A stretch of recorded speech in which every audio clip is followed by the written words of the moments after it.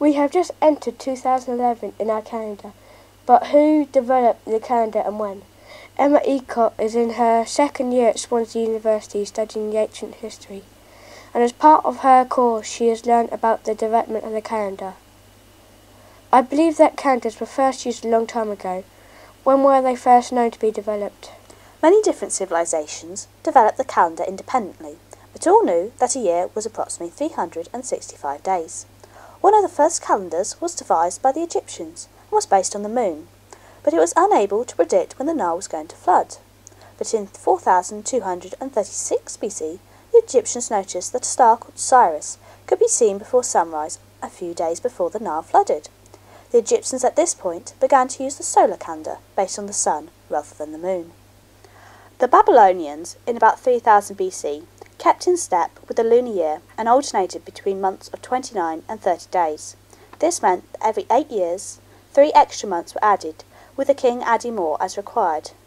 The Romans began with 10-month years, starting in March.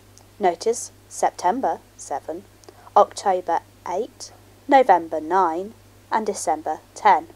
In about 500 BC, they moved to a 365-day year, and in 45 BC, they added a leap year every 3 years.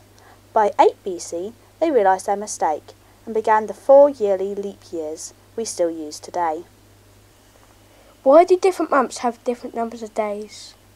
No one exactly knows. It is a combination of 365 days not fitting neatly into 12 months.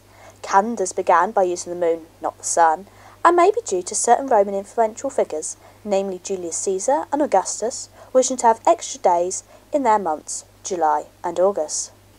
The Chinese have their New Year at a different time to us. Why is this? Chinese New Year starts with the first new moon of their year, but because their calendar is based on lunar as well as solar data, it moves in relationship to our new year. This means that over a 19-year cycle, they have to stick in 7 extra months to realign their new year with the solar new year and with us. Thank you very much, Emma. It has been most interesting. I can see why you wanted to study ancient history at university. Why don't you consider going to university when you're old enough?